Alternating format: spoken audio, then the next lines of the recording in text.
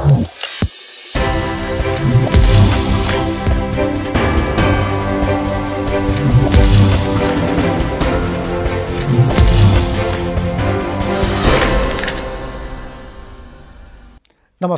कार्यक्रम कोरोना अर्थतन्त्र दबाव र प्रभावमा यहाँलाई हार्दिक स्वागत छ। म रञ्जन झा। यस कार्यक्रममा हामी कोरोना महामारीले देशको अर्थतन्त्रको विविध क्षेत्रमा पारेको प्रभाव, आगामी चुनौती र समाधान लगायतका विषयमा अर्थविद, उद्योगी, व्यवसायी र आर्थिक मामिलाका जानकारहरूसँग छलफल गर्दै आएका छौँ। दर्शकवृन्द, एउटा भनाइ छ, उत्तम कृषि मध्यम व्यापार। सायद त्यसैले होला जति बेला देशमा आर्थिक सङ्कट आउँछ सबैको मुखबाट एउटै कुरा निस्कने गरेको छ, कृषिलाई प्राथमिकतामा राख्नु पर्यो। हुन त सरकारले पनि हरेक वर्षको बजेटमा कृषिलाई विशेष प्राथमिकता दिने प्रतिबद्धता व्यक्त गर्दै आएको छ। तर कृषि क्षेत्रको अवस्थाको कुरा गर्दाखेरि अवस्था जिउका त्यों रहेको छ र धान चामल निर्यात गर्ने देश अहिले श्रम शक्ति निर्यात गर्ने देशमा परिणत भएको छ। आजको कार्यक्रममा हामी कोरोना महामारीले देशको समग्र अर्थतन्त्रमा पारेको प्रभाव, आगामी चुनौती र समाधानमा कृषि क्षेत्रको भूमिका लगायतका विषयमा कुराकानी गर्नेछौँ। र कुराकानीका लागि हामीसँग हुनुहुन्छ कृषि अर्थशास्त्री डाक्टर योगेन्द्र कुमार कार्की। डाक्टर कार्की कृषि मन्त्रालयका निमित्त सचिव पनि हुनुहुन्छ। डाक्टर कार्की, स्वागत छ यहाँलाई कार्यक्रममा। लगभग चैत 11 गतेदेखि लकडाउन सुरु भयो र त्यसपछि लामो समय 4 महिना करिब लकडाउनमै हामी रह्यौँ। त्यसपछि निषेधाज्ञा सुरु भयो, 1 महिना हामी त्यसमा बितायौँ। अब पछिल्लो समय यी सबै त सहज भइसकेको छ, तर बजारमा अझै पनि त्यो चहल पहल जुन हुनुपर्ने हो त्यो चहल पहल देखिएको छैन। यो यदि हामीले समग्र यो 8 महिनाको हामी कुरो गऱ्यौँ भने समग्र देशको समग्र अर्थतन्त्रमा चाहिँ कस्तो असर पारेको देखिरहनु भएको छ यो खास गरिकन कोरोना महामारीले? मैले लागिरहेको छ कि यो कोरोनाको कारणले चाहिँ देशको अर्थतन्त्रमा असाध्यै ठुलो असर परिरहेको छ। यसमा चाहिँ केही सेक्टरहरूमा कता बिस्तारै पोजिटिभ कुराहरू आउन लागिरहेको छ, त आफ्नो ठाउँमा छ। तर हामीले चाहिँ ब्याङ्किङ सेक्टरहरूदेखि लिएर हामीले चाहिँ ट्राभल्सको कुराहरू छ, टुरिज्म सेक्टरहरूमा, होटल म्यानेजमेन्टको सेक्टरहरूमादेखि लिएर चाहिँ एग्रिकल्चर सेक्टरमा पनि सुरुका दिनहरू असाध्यै धेरै नेगेटिभ असरले प्रभावहरू पार्यो। इकोनोमीमा ठुलो असर पारेको छ। यसले त टोटल इकोनोमीलाई नै असर गरेको छ। अब त्यसमा पनि ग्रामीण अर्थतन्त्रदेखि लिएर सहरोन्मुख अर्थतन्त्र र सहरी अर्थतन्त्रलाई ठुलो असरहरू पारेको छ। ग्रामीण अर्थतन्त्रको त मूल आधार भनेको एग्रिकल्चर सेक्टर हो हाम्रो, किनभने हामी 66% अथवा 65%को हाराहारीमा कृषिमा आश्रित छौँ र चाहिँ करिबन इकोनोमीको चाहिँ 27-27.5% जिडिपीमा कन्ट्रिब्युसन चाहिँ एग्रिकल्चर सेक्टर छ र चाहिँ र मेटेरियल्सहरू इन्डस्ट्रीको लागि चाहिँ सबै चाहिँ एग्रिकल्चर सेक्टरबाट आउँछन्। त्यो दृष्टिकोणले निकै ठुलो असर पार्ने नै पार्यो। त्यसमा पनि खास गरी सुरुमा त हाम्रो एग्रिकल्चर सेक्टरको हेर्दाखेरि इकोनोमीमा हेर्दाखेरि डेयरी सेक्टर र पोल्ट्री सेक्टर असाध्यै ठुलो चाहिँ यसले असर पार्यो। त्यसपछि पेरिसेबल, हाइली पेरिसेबल भन्छौँ नि हामी फ्रुट्स र तरकारीहरूमा, त्यसमा पनि ठुलो असरहरू चाहिँ सुरुका दिनहरूमा पार्यो। र समग्र इकोनोमीलाई हेर्ने हो भनेदेखि त हेर्नुहोस् न, अहिले चाहिँ खास गरी टुरिज्म सेक्टरमा त धेरै ठुलो असर पारेको छ यसले चाहिँ। त्यस पछाडि चाहिँ यो चाहिँ होटल म्यानेजमेन्टको सेक्टर, होटलको सेक्टरहरूमा भयो, अर्को चाहिँ अरू इन्डस्ट्रीको सेक्टरमा भयो। सबै सेक्टरमा चाहिँ हाम्रो कुनै पनि सेक्टर छैन होला कि जसले चाहिँ यसले असर नपारेको सेक्टर छैन होला। तुलनात्मक रूपमा कसैमा धेरै असर पारेछ, कसैमा कम असर पारेछ, यति मात्रै हामीले तुलना गर्न सक्छौँ। तर चाहिँ अब हेर्नुहोस् त, अहिले एजुकेसनको सेक्टरमा पनि अहिले सबै हाम्रो बालबच्चाहरू चाहिँ अनलाइनबाट गरिरहेको छन्। त्यसको चाहिँ रेगुलारिटीको कुराहरू चाहिँ प्रश्नहरू थुप्रै छन्, क्वालिटीका प्रश्नहरू थुप्रै छन्, यीको उत्तर दिन बाँकी नै छ। अब हेल्थ सेक्टरमा त भन्नै पर्दैन, सबभन्दा ठुलो चाहिँ हामी सबै नै हेल्थ सेक्टरमा चाहिँ परेका छौँ र हामीले सरकारले चाहिँ एक किसिमको नीति नियमहरू बनाएर चाहिँ हामीलाई जुन किसिमको चाहिँ एउटा डिस्टेन्स मेन्टेन गर्नेदेखि चाहिँ एउटा सर्टेन चाहिँ हामीलाई चाहिँ कोभिडेन्टहरू दिएको छ भनौँ न, हामीले पालन गर्नुपर्ने, त्यसमा चाहिँ हामीले पालन गर्नै पर्छ। हामीहरूले पालन गर्नुपर्छ, सबैले पालन गर्नुपर्ने निकै ठुलो दायित्व छ। र हामी यो इकोनोमीमा भइरहेको यो प्रभावलाई चाहिँ हामी चाहिँ स्थानीय सरकार, प्रदेश सरकार र सङ्घीय सरकार मिलेर चाहिँ यसमा जुट्नु नितान्त जरुरी छ। अहिले हामी चाहिँ कोरोनाले चाहिँ हामीलाई चाहिँ फुट्नुस् भनेको छ, टाढा टाढा हुनु भनेको छ। अब इकोनोमीलाई चाहिँ हामीले चाहिँ राम्रो बनाउनलाई सबै फेरि जुट्नुपर्ने चाहिँ नितान्त जरुरी छ। जस्तै हामी अहिले नै हजुर हामीहरू चाहिँ यो माध्यमबाट, विभिन्न टेक्नोलोजीको माध्यमबाट जुटिरहेको छौँ, सँगसँगै यो नितान्त जरुरी छ। अझै पनि जुट्नुपर्ने छ। कोरोनाको कारणले सँगै बस्न भइरहेको छैन, सँगै चाहिँ हिँड्न भइरहेको छैन। यो हामीले डिस्टेन्स मेन्टेन गर्नै पर्छ र इकोनोमीलाई चाहिँ हामीले चाहिँ हाम्रो इकोनोमीलाई चाहिँ ओल्ड इकोनोमीलाई, नेपालको सानो इकोनोमीलाई चाहिँ हरमजदुर चाहिँ रिभाइभ गर्नको लागि चाहिँ हामी चाहिँ जुट्नु नितान्त जरुरी छ। यो सबै सेक्टरमा ठुलो असर पारिरहेको छ मलाई लागिरहेको छ। दर्शक, यो लामो समयको बन्दाबन्दीले अब अन्य सबै सेक्टरको हामी कुरा गऱ्यौँ, विभिन्न क्षेत्रको कुरा गऱ्यौँ, निकै नै असर परेको, उद्योग धन्दा कल कारखानामा निकै असर परेको। तर विभिन्न ठाउँबाट के सुनिन्छ भने कृषि क्षेत्रमा यस्तै सकारात्मक असर पारेको पनि भनिन्छ। तपाईँ कृषि अर्थशास्त्री पनि हुनुहुन्छ, कस्तो पाउनु भएको छ कृषि क्षेत्रमा यो कोरोना महामारीले कस्तो असर पारेको देखिरहनु भएको छ? हामीले कृषि सेक्टरलाई हेर्दाखेरि हाम्रो चाहिँ इकोनोमी चाहिँ करिबन 7.5 देखि 8 खरबसम्मको इकोनोमी हो कृषि सेक्टरको इकोनोमी भनेको। हामीले यसमा चाहिँ हामीले अघि नै मैले भने जिडिपीको कन्ट्रिब्युसनहरू 1/3 को हाराहारीमा 27-28% चाहिँ कन्ट्रिब्युसन छ। र चाहिँ खास गरी चाहिँ हामी मोर देन चाहिँ 60% चाहिँ हामी चाहिँ यसमा आश्रित छौँ भनेर यो असाध्यै ठुलो हो। र हामीले ग्रामीण अर्थतन्त्रको अर्थात् सहर उन्मुख अर्थतन्त्र र सहरी अर्थतन्त्रको कुराहरू गरिरहँदाखेरि र कृषि सेक्टरको कुरा गर्दाखेरि चाहिँ सुरुका दिनहरूमा यो कोरोना मार्फत चाहिँ यो विश्व महामारीको रोग मार्फत चाहिँ ठुलो असर चाहिँ कृषि सेक्टरमा पनि परेको थियो सुरुमा। कसरी भनेदेखि चाहिँ हामीले खास गरी चाहिँ यसको चाहिँ हाम्रो चाहिँ एग्रिकल्चर कमोडिटीहरू त लामो समय स्टोर गरेर राख्न सकिँदैन। खास गरी डेरी सेक्टर लार्जेस्ट सेक्टर हो, डेरी सालको पोल्ट्री सेक्टरको लार्जेस्ट सेक्टरमा चाहिँ असाध्यै ठुलो चाहिँ सुरुका दिनहरूमा असर पर्यो। त्यसमा पनि हामी तरकारी र फलफुलहरूमा यिनीहरू चाहिँ नेचरले पनि पेरिसेबलदेखि हाइली पेरिसेबल 2-3 दिन पनि हामी राख्न नसक्ने ट्रान्सपोर्टेसनहरू बन्द हुनको कारणले, बन्दाबन्दीको कारणहरूले गर्दाखेरि चाहिँ बजारको चाहिँ अस्तव्यस्तताको कारणले सुरुका दिनहरूमा असाध्यै धेरै चाहिँ समस्याहरू हामीले झेल्नु परेको थियो। तर चाहिँ हामीले खास गरी चाहिँ स्थानीय सरकार, गाउँपालिका, नगरपालिका र प्रदेश सरकार र सङ्घीय सरकारको प्रयासबाट र प्रशासनहरूको, पुलिस प्रशासनहरूको सबैको र राजनेताहरूको सबैको सहयोगबाट चाहिँ हामीले चाहिँ यसलाई चाहिँ केही मात्रामा हदसम्म चाहिँ हामीले सङ्घर्ष गर्दा गर्दै चाहिँ अल्टिमेटली चाहिँ हामी चाहिँ केही सुधारहरूतिर चाहिँ हामी उन्मुखतिर लाग्यौँ। र खास गरी नेपालको चाहिँ अर्थतन्त्रलाई, कृषि अर्थतन्त्रलाई हेर्ने हो भनेदेखि अलिकति सुरुको अवस्थामा त हो नि, यो चाहिँ रियलाइज हामीले गर्नुपर्छ नि। किनभने एकैचोटि आयो कि हामी यस्तै सबै सेक्टरबाट चाहिँ महामारीको रूपमा चाहिँ हाम्रो चाहिँ उत्पादन भएको चाहिँ तरकारीहरू, चितवनमा उत्पादन भएको चाहिँ तरकारीहरू काठमाडौँ आउन सकिराखेन, अर्थात् चाहिँ पोखरामा भएको काठमाडौँ आउन सकिराखेन, अर्थात् चाहिँ दुधहरू आउन सकिरहेन। अनि चल्लाहरू, तयार भएका चल्लाहरू, साना चल्लाहरू चाहिँ किसानकोमा फेरि चाहिँ व्यवसाय गर्नेकोमा जान सकेन। अन्डाहरूको स्थिति यो भयो। यो असाध्यै चाहिँ सुरुका दिनमा हामीले भोग्नु पर्यो। बिस्तारै चाहिँ हामीले चाहिँ सबै प्रशासनसँग त्यही समयमा भारतबाट तरकारीहरू नेपाल भित्रियो, फलफुल नेपाल भित्रियो, तर नेपाल भित्रीको तरकारी हामीले फाल्नु पर्यो, गाड्नु पर्यो। यो चाहिँ के कारण होला? त्यति बेला के अब व्यवस्थापन हुन सकेन भने उताबाट आएको आइछ? हेर्नुहोस्, अब हामीले ग्लोबल इकोनोमीलाई हेर्नुपर्छ र WTO को हामी चाहिँ 2004 मै मेम्बर भइसकेपछि हामीले के गर्नुपर्छ भने संसारभरिका फलफुल तरकारीहरू बजारहरू आउन सक्छन्, हामीले यसलाई खुलाने हो। तर चाहिँ हामीले चाहिँ हाम्रा मापदण्डहरू क्वालिटीको छ छैन, अर्थात् चाहिँ त्यो जुन चाहिने क्वान्टिटी क्वालिटी छ छैन, त्यसलाई चाहिँ हामीले चाहिँ अर्थात् चाहिँ हाम्रा रिक्वायरमेन्टहरू देशले पुर्याउनु पर्ने मिनिमम रिक्वायरमेन्ट पुरा भएका छैनन्, ती चाहिँ हामीले हेर्नुपर्ने हुन्छ र त्यो अनुसारको आएको छैन भनेदेखि हामीले बन्द गर्नुपर्ने हुन्छ। केही समयमा पहिला सुरुमा आएको थियो र बिस्तारै त्यो बन्द हुँदै गएको छ हाम्रो यथार्थमा। किनभने पहिलाका दिनहरूमा चाहिँ नेपालमा अझै पनि तरकारीहरू 65% जति नेपालको तरकारी छ भने 35% जति चाहिँ हामीले विभिन्न देशहरूबाट आएको तरकारीको यथार्थ छ। त्यसमा पनि आलु र प्याज त म्याक्सिममै आउँछ, 50-50 भन्दा बढी नै आउँछ। प्याज भन्नुहुन्छ भनेदेखि त एराउन्ड 85% प्याज त बाहिरबाट आउँछ, हाम्रो त 15% नै उत्पादन। त्यो स्थितिमा आउनु स्वाभाविक रूपमा नै हो। तर हाम्रो उत्पादनले पहिला बजार पाउनु पर्यो, हाम्रा किसानहरूले उत्पादन गरेको बजार पाउनु पर्यो। तर केही दिनको पछि नै हामीले चाहिँ हाम्रा स्थानीय सरकारहरूले खास गरी अनि प्रदेश सरकारहरू र सङ्घीय सरकारको सहयोगमा के भयो भनेदेखि जति पनि सरकारी गाडीहरू 5 नम्बर प्रदेशबाट चाहिँ एम्बुलेन्सको रूपमा कृषि एम्बुलेन्सबाट चलायो, 3 नम्बर प्रदेशबाट सरकारी गाडीहरूमा चाहिँ तरकारी सहकारीहरू मार्फत चाहिँ एक ठाउँबाट अर्को ठाउँमा लाने कामहरू गरियो, विभिन्न इन्ट्रेक्सनहरू गरियो।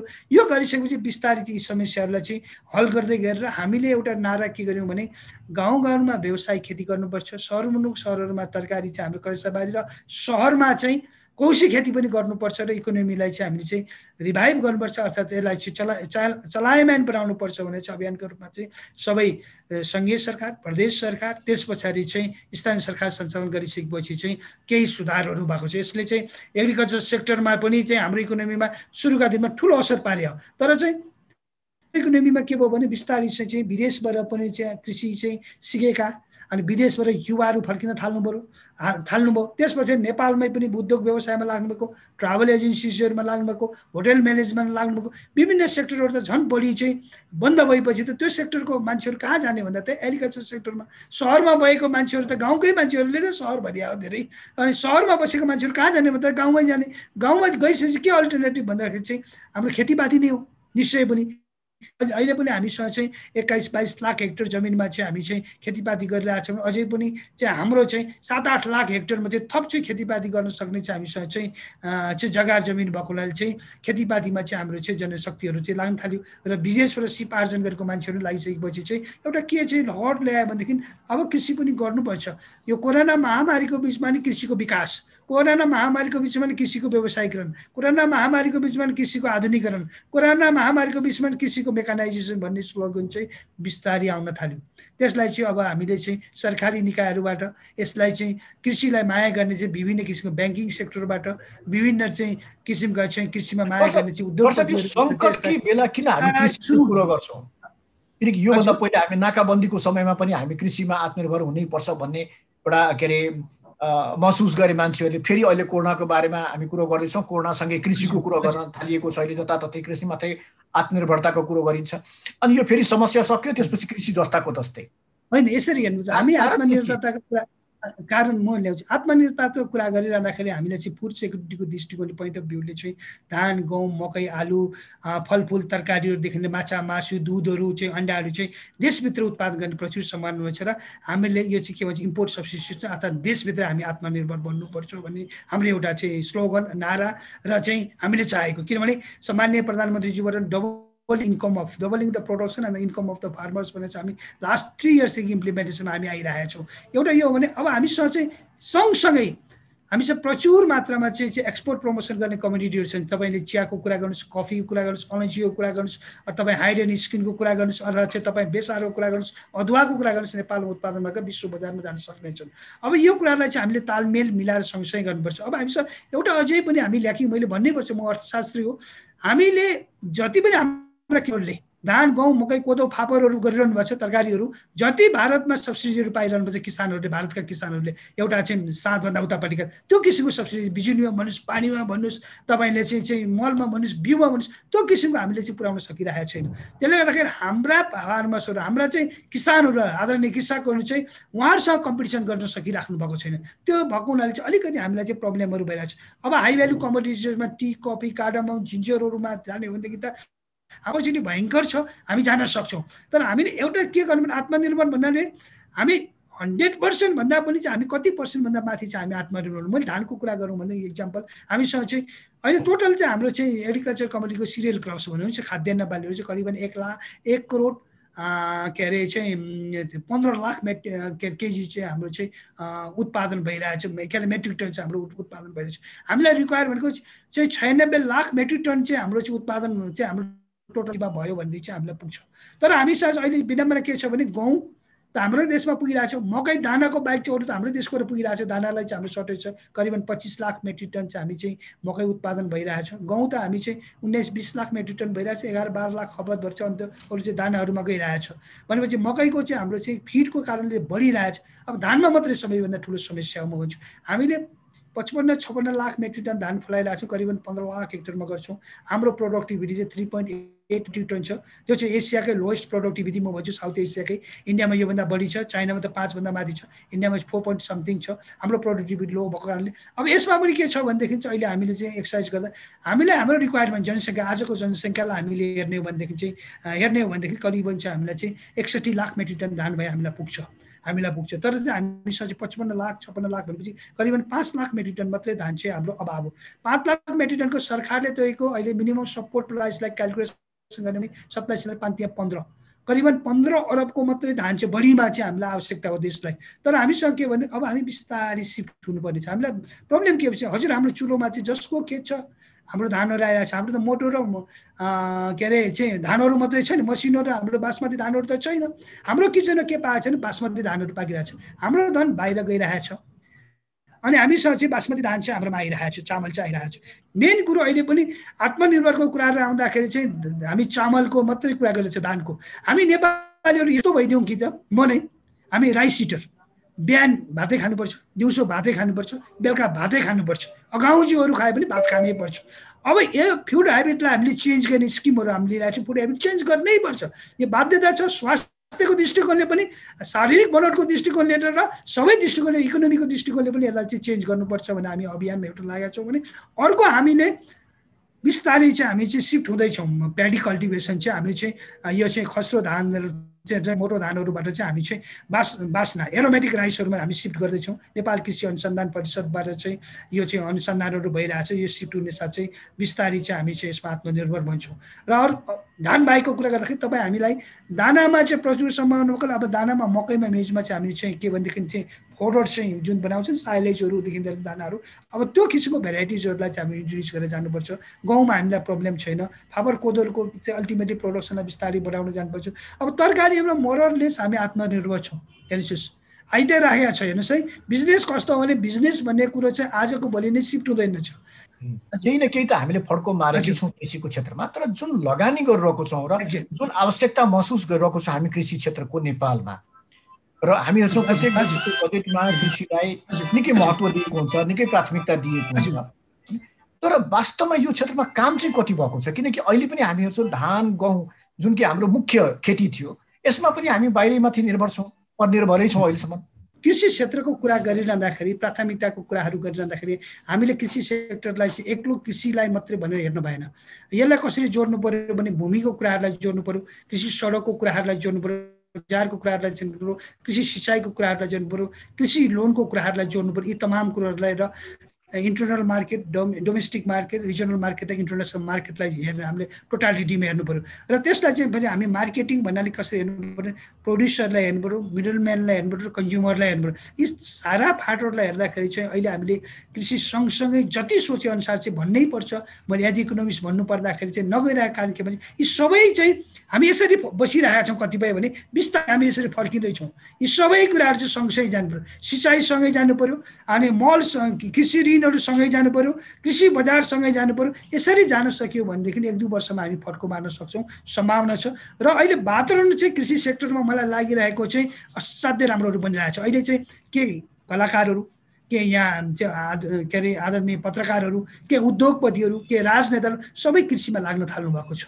यो लाग्नु भनेको एउटा चाहिँ राम्रो परिप्रेक्ष्य हो, एउटा राम्रो किसिमले अगाडि बढिरहेको छ। अहिले हामी चाहिँ सब्सिडी लेभलको कृषिबाट सेमी कमर्सियल र कमर्सियल रूपमा आइरहेछौँ। हजुर चाहिँ अब काठमाडौँ वरिपरि कहाँ बस्नुहुन्छ, रिङ रोडभन्दा बाहिर चाहिँ बिस्तारै बिहान मर्निङ वाकमा जानुभयो भने काहीँ कुखुरा पालन, काहीँ कालेज पालन, काहीँ बाख्रा पालनदेखि, काहीँ तरकारी खेतीदेखि, काहीँ हाँस व्यावसायिक रूपमा युवाहरूले गरेको सुरुवात भएको देखिएको छ। मलाई चाहिँ लागिरहेछ, मलाई अहिले लागिरहेछ यो जुन गतिमा आइरहेछ एज इकोनोमिस्ट, यसलाई मोड्न मात्रै दिएन भनेदेखि, यसलाई चाहिँ हामीले अलिकति अगाडि बढाउन सक्यौँ भने, अलिकति मात्रै सहयोग गर्न सक्यौँ भने अबको 2-3 वर्षमा कृषिले चाहिँ चमत्कार गर्छ, एउटा कोल्टो भेट्छ। अब हामीले चाहिँ हेर्नुपर्ने चाहिँ कि हाम्रो चाहिँ अक्सिजन प्रोडक्सन चाइनामा लाग्ने, भारतमा लाग्ने। हजुर, यसमा जुन युवाहरू लागिरहनु भएको छ या जुन आम नागरिक लागिरहनु भएको छ, सम्भवतः उहाँहरूको एक्लो प्रयास अलिकति सम्भव नहोला, तर सरकारको तर्फबाट जुन सहयोग हुनुपर्ने यसमा, त्यो सहयोग कता कता उद्यमी जो साँच्चै नै उद्यमी छन् त्यहाँसम्म सहयोग पुगिरहेको छैन। सहयोग कता गइरहेछ किनकि खर्च त हामी निकै गरिरहेको छौँ। कृषिको नाममा त हामी वर्षौँदेखि अर्बौँ खर्च गरिरहेको छौँ। यसलाई कसरी हेर्नुपर्छ भनेदेखि चाहिँ अहिले जुन किसिमले खर्चहरू, अहिले चाहिँ भर्खरै मात्रै चाहिँ हाम्रो चाहिँ स्ट्रक्चरहरू छ, नयाँ संविधान आएपछि चाहिँ 3 तहको सरकारहरू चाहिँ एउटा प्रदेश सरकार, स्थानीय सरकार र सङ्घीय सरकारको स्वरूपहरू खडा भएको छ। अब बिस्तारै बुझ्नलाई समय लाग्छ। अहिले मलाई के बुझिरहेको छु, म भर्खरै मात्रै पनि बागमती प्रदेशबाट चाहिँ भर्खरै मात्रै 2 महिना मात्रै भयो म यता आएको, त्यहाँको सेक्रेटरीमा थिएँ एग्रिकल्चर। के देखिरहेको छु अहिले स्थानीय सरकारहरू पनि पहिलो वर्षमा अब बिस्तारै कृषितिर लागिसक्नुभएको छ। प्रदेश सरकारहरूले प्राथमिकतामा कृषिमा सकेको छ। सङ्घीय सरकारको काम अब हामीले कसरी गर्नुपर्छ भने स्थानीय सरकार र स्थानीय सरकार र प्रदेश सरकारको प्रत्यक्ष संलग्नतामा हाम्रा कृषिका कार्यक्रमलाई अगाडि बढाउने गरी चाहिँ सङ्घीय सरकारले इन्भाइरोमेन्ट क्रिएट गरिदिनु पर्यो, हामीले पोलिसी सपोर्ट गर्नु पर्यो, रेगुलेटरी फङ्सन गरिदिनु पर्यो। अब एक देशदेखि अर्का देशको बायोलेटरल कुराहरूलाई गरिदिनु पर्यो। यदि चाहिँ एउटा प्रदेशभन्दा बढी प्रदेश, 4-5 वटा प्रदेश, 2 प्रदेश, 3 प्रदेश मेगा प्रोजेक्ट छ भने त्यसलाई चाहिँ उहाँहरूको कोर्डिनेसन इम्प्लिमेन्टेसन गरिदिनु पर्यो। त्यसो हुन सक्यो भने निश्चय अगाडि बढ्छ। अब यहाँले असाध्यै राम्रो कुरा ल्याउनु भयो कि हामीहरूको चाहिँ जति चाहिँ खर्च भइरहेको छ त्यही चाहिँ हाम्रो चाहिँ सही टार्गेटेड ग्रुपमा अर्थात् चाहिँ हाम्रा सेवाग्राहीमा नपुगेको कि साना र सीमान्त कृषकमा नपुगेको हो कि भन्ने चाहिँ जुन प्रश्नहरू छ नि, यो प्रश्नहरूको उत्तर अब कसरी आइरहेको छ भने यसै कारण नै अहिले संहिता आएको। यसै कारण नै गाउँको विकास गाउँबारे गर्नुपर्छ भने हाम्रा कृषिका कार्यक्रम गाउँपालिका मार्फत गर्नलाई चाहिँ गाउँपालिका नगरपालिकामा चाहिँ कृषिको युनिटहरू खडा भएको छन्। अब ती युनिटहरूलाई चाहिँ हामीले चाहिँ सक्षम बनाएर चाहिँ हाम्रा कार्यक्रमहरूलाई लानु पर्यो, संयुक्त प्रयासमा लानु पर्यो। यसमा चाहिँ राज्यले हेर्ने दृष्टिकोण र यसमा लगानी प्रशस्त मात्र हुनु। अहिले मैले भन्छु कि 2-3% कृषि क्षेत्रमा चाहिँ सङ्घीय बजेट छ चाहिँ नेसनल बजेटको, त्यो पर्याप्त छैन। हामीलाई दिइरहेको 35-40 अरब रुपियाँ चाहिँ पर्याप्त हुँदैन। त्यसमा पनि 11-12 अरब रुपियाँ त हाम्रो चाहिँ उसमा जान्छ। के भन्नुहुन्छ भनेदेखि चाहिँ यो चाहिँ खास गरी चाहिँ हाम्रो चाहिँ मल र योगदानमा जान्छ। 7-8 अरब रुपियाँ चाहिँ प्रधानमन्त्री कृषि आधुनिकीकरण परियोजनामा जान्छ। त्यसपछि पैसा पर्याप्त मात्रामा छैन र पहिला जस्तो चाहिँ धेरै डेभलपमेन्ट पार्टनरबाट आएका प्रोजेक्टहरू पनि चाहिँ अहिले धेरै लोनका प्रोजेक्टहरू बिस्तारै कमहरू गरिरहेको छ र सरकारले हामीले बोलिरहँदाखेरि भनिरहँदा पनि प्राथमिकता दिइरहँदा पनि बजेटरी सिस्टममा जाइरहँदाखेरि काहीँ न काहीँ हामी चुकेकै छौँ। बजेटरी सपोर्ट चाहिँ पर्याप्त मात्रामा भइरहेको छैन। इमान्दारी म प्रदेशमा पनि बसेर प्रदेशबाट पनि हार्डली चाहिँ 3-4% भन्दा बढी चाहिँ बजेट चाहिँ अनि बढीमा चाहिँ 7-8%, 10% पनि भन्दा नआएको छैन प्रदेशले एलोकेसन गरेको एग्रिकल्चर सेक्टरको बजेट भनेपछि एग्रिकल्चर सेक्टरमा बजेट एलोकेसन चाहिँ न्यून छ। कार्यक्रम कोरोना अर्थतन्त्र दबाव र प्रभावमा यहाँलाई पुनः स्वागत छ। यो हामीले जहिले पनि हामी पनि अब स्कुलदेखि नै पढ्दै आएको छौँ, नेपाल कृषि प्रधान देश हो भनेर पढ्दै आएको छौँ। यो वास्तवमा के अरे हामी पनि हेऱ्यौँ भने पनि करिब 65%लाई कतै न कतैबाट यसले रोजगारी पनि दिएको छ र देशको कुल गारस्थ उत्पादनमा 27%, 28%को आसपास यसको के अरे योगदान रहेको छ। यी सबै कुराको हिसाबले पनि एउटा बुझ्न के मन लागेको कुरा भने यो उत्पादकत्वको हिसाबले कुरा गर्ने भने प्रोडक्टिभिटी हामी जुन भन्छौँ, वास्तवमा नेपालको भूमि चाहिँ कस्तो छ कृषिको लागि चाहिँ? हेर्नुहोस्, असाध्यै राम्रो कुरा।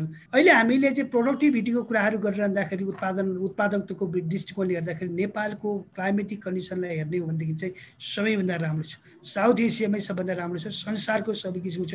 यहाँ सबै हेर्नुहोस् त अहिले किवी कस्तो राम्रोसँग आइरहेछ, एभोकाडो कस्तो राम्रो आइरहेछ, मोरिङ्गा कस्तो राम्रोसँग आइरहेछ, एप्पल कस्तो राम्रोसँग फलिरहेछ। हामीले चाहिँ इटलीबाट ल्याएको एप्पलहरू लगाउँदा मनाङमा हेर्न सक्नुहुन्छ, मुस्ताङमा हेर्न सक्नुहुन्छ।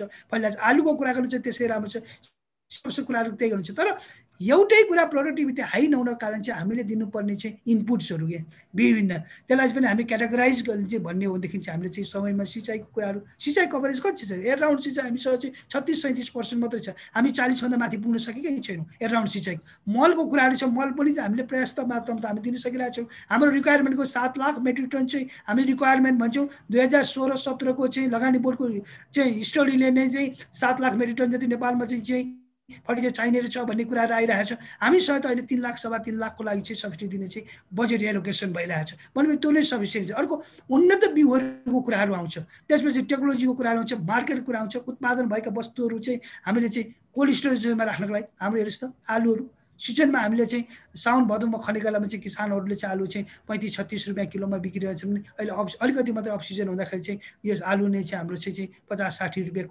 किलो चाहिँ पुगेको छ भने कति चाहिँ फरक।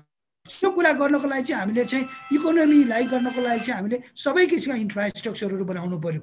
हामीले कसरी जानु पर्यो भने जस्तै सिरियल क्रप्सको कुरा गर्दाखेरि अब हामीले चाहिँ प्रोडक्सन सिरियल क्रप्स गर्नको लागि हामीले चाहिँ हेभी चाहिँ सपोर्ट्सहरू पुऱ्याउनु पर्यो। सिँचाइको सुविधाहरू हामीले पुऱ्याइदिनु पर्यो। सरकारले हामीले पुऱ्याउन सक्नेसम्म हामी जानु पर्यो, अझ बढी जानु पर्यो। हामीले मल बिउका कुराहरू छन्, त्यसपछि चाहिँ उत्पादन भइसकेको स्टोरेज फेसिलिटी चाहिँ ठुला चाहिँ हामीहरू चाहिँ गोदाम घरहरू चाहिँ हाम्रो चाहिँ निर्माण गर्नु अझै पनि आवश्यकता छ। यसमा गाउँपालिकाले गर्ने वा चाहिँ स्थानीय सरकारले गर्ने अर्थात् चाहिँ सङ्घीय सरकार अर्थात् मिलेर गर्ने हाम्रो दायित्वभित्र छ। एउटा चाहिँ स्ट्रक्चर रूपमा चाहिँ कृषिमा अहिले चाहिँ के आइरहेछ भनेदेखि चाहिँ फलफुलकै हेर्नुहोस् त, हिजो मात्रै चाहिँ एउटा डेलिगेसन आइरहनु भयो। हाम्रो किवी नेपालमा सधैँ धेरै फल्यो, 7-8 लाख मेट्रिक टन चाहिँ बुन लगाइसक्यो। अब हामीसँग स्टोरेज गर्ने छैन। अहिले हामी 100 रुपियाँ चाहिँ 120 रुपियाँमा किवी बेचेका छौँ। 3 महिना पछाडि चाहिँ किवी चाहिँ न्युजिल्यान्डको किवी र अरू देशको किवी आउँछ, 600 रुपियाँमा चाहिँ कन्ज्युमरले खानुपर्छ। कसरी जाने भन्ने कुरा थियो। त्यसले गर्दाखेरि अहिले हाम्रो के भइरहेको छ भने कृषि सेक्टरमा चाहिँ एउटा चाहिँ असाध्यै राम्रोसँग चाहिँ पूर्वाधारहरू बनेर अब जानुपर्छ भनेर आएको छ। पोजिटिभ छ असाध्यै। अनि विभिन्न व्यवसायीहरू युवाहरू पनि कृषिमा आकर्षित हुनुभएको छ, आउनुभएको छ। त्यसले गर्दा कृषिको भविष्य असाध्यै सुन्दर छ। हामी अझ बढी चाहिँ जोड दिएर सेक्टरमा जानुपर्छ। र अहिले मैले चाहिँ यो कृषि मन्त्रालयको म भएको कारणले पनि अहिले रिप्रेजेन्टेटिभ गर्ने भएको कृषि मन्त्रालयले अहिले हामीले चाहिँ खास गरी चाहिँ 5वटा मन्त्रको रूपमा चाहिँ तत्त्वको रूपमा चाहिँ हामीले चाहिँ संरक्षित कृषि सुनिश्चित बचतको अवधारणा साथ अगाडि बढाइरहेको छौँ। यो चाहिँ खास सम्माननीय प्रधानमन्त्रीज्यू र हाम्रो कृषि मन्त्रीजीको नेतृत्वमा चाहिँ यो आइरहेको छ। यसले के गर्छ भनेदेखि चाहिँ इनपुट्सहरू समयमा चाहिँ किसानहरू उपलब्ध गराउने नम्बर 1। नम्बर 2 चाहिँ इन्सुरेन्स प्याकेजहरू चाहिँ किसानहरूका पुर्याउने नम्बर 2। नम्बर 3 चाहिँ लोन, हामी ऋणको कुराहरू चाहिँ सहुलियतपूर्ण ऋण छ, त्यो ऋण चाहिँ किसानहरूको पुर्याउने। नम्बर 4 मिनिमम सपोर्ट प्राइस, हामीले उत्पादन गरेको वस्तुहरू मिनिमम सपोर्ट प्राइसमा किनिदिनु पर्यो सरकारले। अहिले हामीले 3-4टा बाली र वस्तुको तोकेका छौँ, धान, गहुँ, मकै, त्यसपछि उखुममा तोकेका सबै बाली र वस्तुमा सम्भवसँग तोक्नु पर्यो। र नम्बर 5मा चाहिँ हामीले चाहिँ खास गरी चाहिँ म्यान पावरहरू के दक्ष जनशक्तिहरू चाहिँ हाम्रा किसानहरूका घर खेतमा पुग्नु पर्यो। यी 5वटा मूल मन्त्रको रूपमा चाहिँ अहिले कृषिलाई चाहिँ एउटा नयाँ सोचको नयाँ दिशाका साथ अगाडि बढाइरहेको छौँ।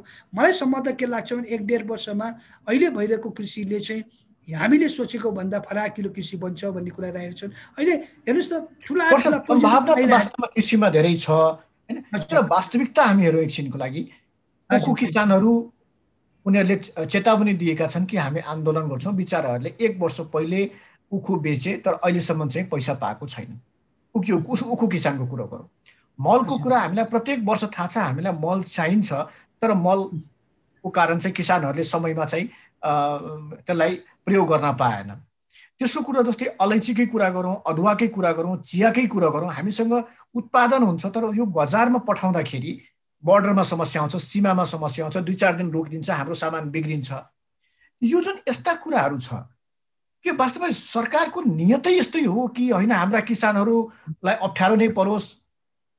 होइन भने त मल चाहिन्छ भन्ने कुरा थाहा भएको कुरो, उखु किसानलाई पैसा चाहिन्छ भन्ने थाहा भएको कुरो हो।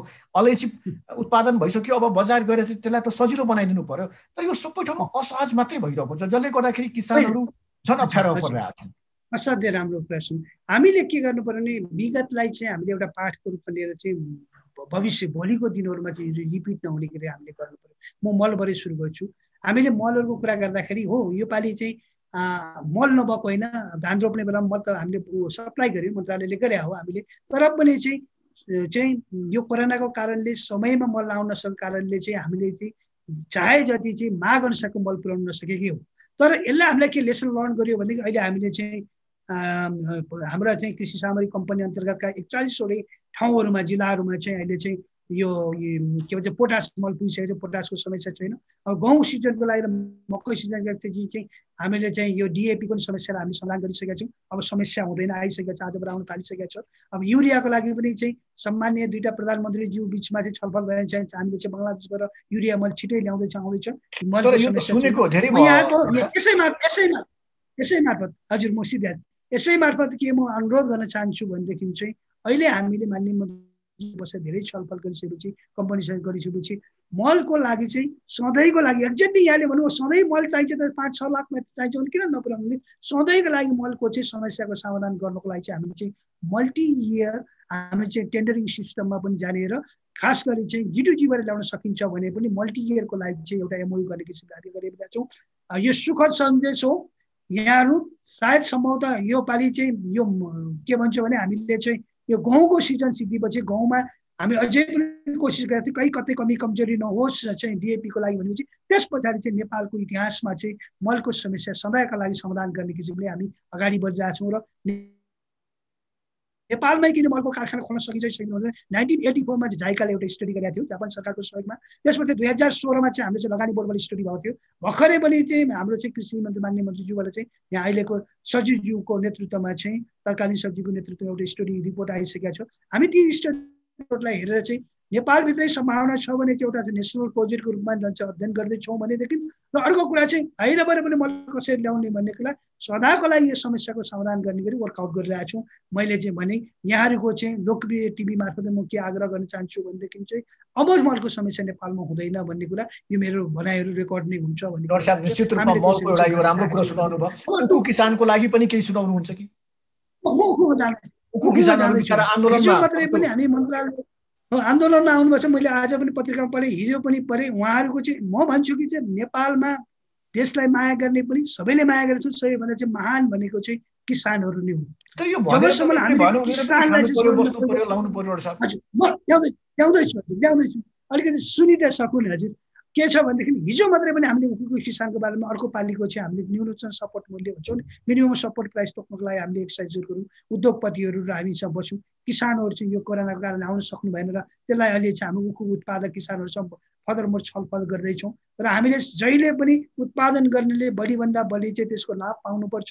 त्यस पछाडि चाहिँ मिडल म्यानहरूले पनि आफ्नो चाहिँ व्यवसायहरू गर्न पाउनुपर्छ र कन्ज्युमरले चाहिँ क्वालिटीको टाइममा अन टाइममा पाउनुपर्छ। हामी जस्तो कन्ज्युमरले भन्ने चाहिँ हाम्रो प्रिन्सिपल हो। त्यो प्रिन्सिपल अनुसार हामी कामहरू गरिरहेछौँ र उखुको चाहिँ जुन चाहिँ हाम्रो चाहिँ विभागहरू मार्फत पनि मन्त्रालयमा आएको पैसा मात्र पनि 95 करोड रुपियाँ चाहिँ गइसकेको छ। अरू 7 करोड रुपियाँ पनि हिजै गइसक्यो भने सुनेको छ। अब त्यसले गर्दाखेरि कति जान्छ, तर जुन उद्योगपतिबाट चाहिँ किसानहरूमा जान बाँकी छ, यस विषयमा चाहिँ हामीले चाहिँ उद्योग वाणिज्य तथा आपूर्ति मन्त्रालयसँग कुराहरू बसहरू अगाडि चलाएका छौँ। यसलाई चाहिँ छिटै नै समस्याको समाधान गर्नुपर्छ भन्ने पक्षमा छौँ र हामीहरू लागिपरेका छौँ र यो समस्या फेरि रिपिट हुँदैन भन्ने पक्षमा चाहिँ म दृढ विश्वास राख्नुपर्छ। हामी त्यतातिर लागेका छौँ। अब यहाँले भन्नुभयो कि हाम्रा उत्पादन चिया, कफी, अलैँचीहरू सबै चाहिँ हामी विदेशमा गइरहेका छैन भन्ने कुरामा चाहिँ अब हामीले अझै पनि मेरो दिमागमा के आइरहेछ भनेदेखि चाहिँ अब हामीले चाहिँ मैले अलिकति कृषि एग्रिकल्चर सेक्टरको स्ट्रक्चरिङहरूको कुरा गरेको थिएँ नि। हाम्रा विदेशमा गएर कुटनीतिक नियोहरूमा पनि चाहिँ हाम्रो चाहिँ कृषि हेर्ने मान्छेहरूको आवश्यकताहरू महसुस भइसक्यो। अब हाम्रो चाहिँ कफी युरोपमा जान्छौँ, युरोपमा कफी जाने सबैभन्दा बढी ठाउँमा चाहिँ हाम्रो एमबिसीहरूमा नै एग्रिकल्चरको एटाचीको त्यो व्यवस्थाहरू हामीले गर्नुपर्ने नितान्त जरुरी भइसक्यो। हामी ट्रेडिसनलबाट चाहिँ हामी चाहिँ सरकारहरू जसरी ट्रेडिसनबाट चाहिँ परिवर्तन भइसकेपछि हाम्रो चाहिँ हाम्रो गर्ने तौर तरिका कामहरूमा पनि बिस्तारै परिवर्तन हुँदै जान्छ।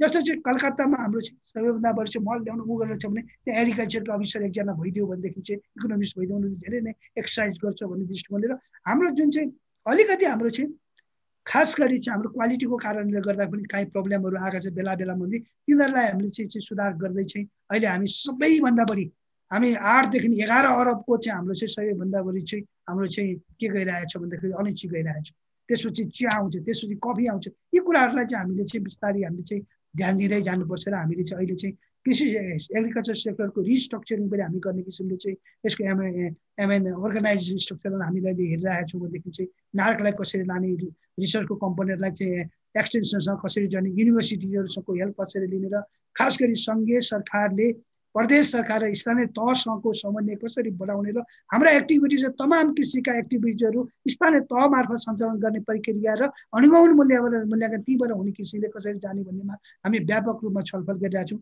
जस्तै हामीसँग भइरहेको प्रधानमन्त्री कृषि आधुनिकीकरणमा परियोजनामा नि स्थानीय तह र प्रदेश सरकारको सहभागिता कसरी बढी बनाउने र हाम्रा जति पनि तमाम डेभलपमेन्ट पार्टनरबाट नयाँ आउने प्रोजेक्टहरूमा चाहिँ हामीले चाहिँ प्रदेश सरकारको संलग्नता कसरी बढाउने भन्ने विषयमा छलफल भइरहेको छ। मलाई लाग्छ कि हाम्रा छलफलहरू सबै कुराहरू चाहिँ एउटा चाहिँ निश्चित दिशातर्फ चाहिँ अघि बढिरहेका छौँ। हामी चाहिँ अब हामी अलिकति के छ भनेदेखि एग्रिकल्चर सेक्टरले धेरै काम गरे पनि जन्मेदेखि नमरणसम्म चाहिँ हामीले यो थाहा पाउने भएको कुरा गरेको छु। मैले लागेको यहाँ कुनै पनि कपिला चाहिँ एउटा टोपी बाइक नेपालको छैन। इमान्दारीपूर्वक म एग्रिकल्चर सेक्टरमा मैले ऊ भन्न खोजे होइन, हामी सानो सियो गर्नु पर्यो, सारा गर्नु पर्यो भने हामी अन्तै भरमा पर्छ। एग्रिकल्चर सेक्टरमा यदि धेरै किसिमका प्रोडक्टहरू आइरहेछन्, हामीले प्रोडक्टहरू निकालिरहेको छौँ, यो चाहिँ खुसीको कुरो हो, गर्वको कुरो हो। तर हाम्रो भनाइ छ नि एउटा कुरा मैले यहाँ भन्नै पर्छ कि भने हाम्रा छोराछोरीलाई हेर्नु भने जसले राम्रो पर्छ अझ पढ भन्छ, नजान्नेलाई नपढ भनेर भन्दैन। तर एग्रिकल्चर सेक्टर त्यस्तै पर्यो, गरिरहेछ अझ गरौँ भन्ने चाहिँ हाम्रो धारणा पनि हो। र एग्रिकल्चर सेक्टरमा म त के भन्छु भने किसानहरूका, एग्रिकल्चर गर्ने व्यवसायीहरूका, सहकारीहरूका अझ धेरै उहाँहरूको समस्या र गुनासोहरू हामीमा आउनुपर्छ। ती समस्या र गुनासोहरूको हामी अन्तिममा पनि आइसकेका छौँ। अब जस्तै यो कोरोनाले कतै न कतै हामीलाई धेरै कुरा सिकायो, दुःख त दियो, संक्रमण अब यसले निकै ज्यान पनि लियो, तर केही कुरा सिकाएको पनि छ। अब एउटा नयाँ कुरा के सिकाएको छ भने कृषि क्षेत्रमा कम्तीमा हामीले आत्मनिर्भर हुनु पर्यो भन्ने कुरा पनि सिकाएको छ। यो आत्मनिर्भर बनाउनको लागि र नेपालको अर्थतन्त्रलाई साँच्चै नै पुनर्जीवन दिनको लागि के गर्नु पर्ला, के तपाईहरुको के अरे कार्यक्रम के छ, योजना छ र के गर्नु पर्ला जस्तो लाग्छ? अब हामीले चाहिँ हेर्नुस्, मैले अघि पनि कुरा सुरुमा गरेको थिएँ, संघीय सरकार, प्रदेश सरकार, स्थानीय तह मिलेर सबै मिलेर चाहिँ हामीले चाहिँ व्यवसायिक खेतीमा जानु पर्यो। अनि साना र सीमान्त कृषकहरूलाई चाहिँ व्यवसायिक खेतीमा आबद्ध गर्नु पर्यो। त्यसको लागि हामी चाहिँ कोअपरेटिभ फार्मिङ अथवा कलेक्टिभ फार्मिङमा चाहिँ हामी जानु पर्यो। हामीले चाहिँ अहिले चाहिँ सुरुवात भइरहेछ, बागमती प्रदेशले चाहिँ जस्तो चाहिँ उसमा चाहिँ सिन्धुलीको दुधौलीमा चाहिँ हाम्रो चाहिँ 100 बिघाभन्दा बढीमा गरिरहेको छ। त्यसरी चितवनको चाहिँ माडीमा गरिरहेछ। त्यसै गरी चाहिँ 1 नम्बर प्रदेशमा पनि चाहिँ सामूहिक खेतीहरू भइरहेछ। यसलाई चाहिँ प्रोत्साहन दिएर अगाडि बढ्नु पर्यो र हामीले चाहिँ खास गरी चाहिँ हाम्रो प्रोडक्सन भइसकेपछि प्रोडक्सनलाई मार्केट जानुभन्दाखेरि सुरक्षित भण्डारणको व्यवस्थाहरू हामी गर्नु पर्यो र चाहिँ व्यवस्थित भण्डारण गरेपछि चाहिँ हाम्रो बजारलाई चाहिँ रेगुलेट गर्न सक्नु पर्यो। यो कुराहरूमा हामी लाग्नु। यस गर्नको लागि चाहिँ हामी सबै सरकारहरू मिलेर, तिनै तहको सरकार मिलेर चाहिँ कृषि क्षेत्रको लगानी बढाउनु पर्यो।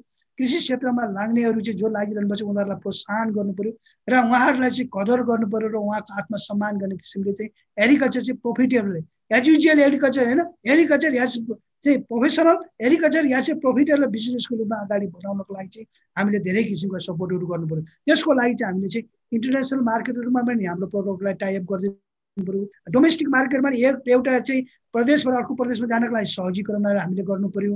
त्यसतिर चाहिँ हामी लागिराखेका छौँ भनेदेखि चाहिँ यसलाई चाहिँ संयुक्त प्रयासको रूपमा हामी लगाउन सक्यौँ भनेदेखि चाहिँ साँच्चै नै नेपालले परिकल्पना गरे अनुसार, नेपालको बस्ती र भौगोलिक बनावट अनुसार जसरी चाहिँ हाम्रा किसानहरू र युवाहरू चाहिँ विदेशबाट फर्केर चाहिँ कृषिमा लागिरहनुपर्छ, उहाँहरूको मनोबललाई उत्साहजनक बनाएर चाहिँ अगाडि बढाउनको लागि हामीले चाहिँ प्रोडक्सनदेखि लिएर चाहिँ अल्टिमेटली प्याकेजिङ र मार्केटिङ र अल्टिमेट कन्ज्युमरसम्म पुग्ने चाहिँ प्याकेजहरूलाई भ्याल्यु एडिसन गर्दै जाने भनेदेखि असाध्यै राम्रो छ।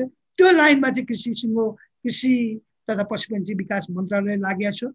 यहाँहरूले देख्नुहुनेछ केही वर्षमा चाहिँ अब हाम्रा चाहिँ प्रतिफलहरू चाहिँ बिस्तारै देखिँदै जानेछ र हाम्रो एकल प्रयास मात्रै होइन कि सबैको प्रयास र प्रदेश सरकार र स्थानीय तहको थप प्रयासबाट चाहिँ उहाँहरूको संलग्नताबाट चाहिँ कृषि क्षेत्र ठुलो फड्को मार्नेछ। यो ठुलो फड्को मार्यो भनेदेखि हामी स्वतः आत्मनिर्भर पनि देश बन्ने छ र थुप्रै प्रडक्टहरू विश्व बजारमा गएर चाहिँ हामीले थुप्रै चाहिँ के अरे डलरहरू भनौँ न वैदेशिक मुद्राहरू आर्जन गर्न सक्छौँ भन्ने चाहिँ लागेको छ। योभन्दा अर्को विकल्प छैन र यस क्षेत्रमा हामी लाग्नुपर्छ। तपाईँ हामी सबै पोजिटिभ भएर लाग्नुपर्छ र हाम्रा किसानका समस्या, सहकारीहरूका समस्या, कृषिमा लाग्ने व्यवसायहरूको समस्या अझ उजागर गरेर आउनुपर्छ र ती समस्याको समाधान गरेपछि मात्रै कृषि क्षेत्रले फड्को मार्ने हो र हाम्रो हाइटेकहरूलाई चाहिँ भित्राउनुपर्छ। हामीले चाहिँ इजरायलको टेक्नोलोजी भन्नुहोस्, जापानको टेक्नोलोजी यसो गर्न सक्नु भने हाम्रो एग्रिकल्चर सेक्टर असाध्यै फाइदाजनक छ। मलाई लाग्छ कि इकोनोमीमा हेर्दाखेरि अहिले चाहिँ मैले 7.5-8 खर्बको इकोनोमीमा चाहिँ 12-13 खर्बको इकोनोमीमा चाहिँ एग्रिकल्चर सेक्टरले कन्ट्रिब्युसन गर्न सक्छ। बिस्तारै एग्रिकल्चर सेक्टरबाट चाहिँ इन्डस्ट्री सेक्टर र हाम्रो चाहिँ निश्चित रूपमा हामी यही आश गरौँ कि जुन कृषि क्षेत्रको भूमिका छ, कृषि क्षेत्रको योगदान छ, खास गरिकन हाम्रो कुल गारस उत्पादनमा यो अझै बढोस्। अहिलेको लागि चाहिँ हामी बिदा लिन चाहन्छौँ। हस्त समय र संवादका लागि धन्यवाद। यहाँहरूलाई धेरै धेरै धन्यवाद दिन चाहन्छु। हस्त, नमस्कार। आजको छलफलमा हामीसँग हुनुहुन्थ्यो कृषि अर्थशास्त्री डाक्टर योगेन्द्र कुमार कार्की। हामी कोरोना महामारीले देशको समग्र अर्थतन्त्रमा पारेको प्रभाव, आगामी चुनौती र समाधानमा कृषि क्षेत्रको भूमिका लगायतका विषयमा कुराकानी गरिरहेका थियौँ। हस्त कार्यक्रम कोरोना, अर्थतन्त्र, दबाव र प्रभाव आजलाई यति नै। खबरभित्रको खबरका लागि हेर्दै रहनुहोला एभी न्युज खबर।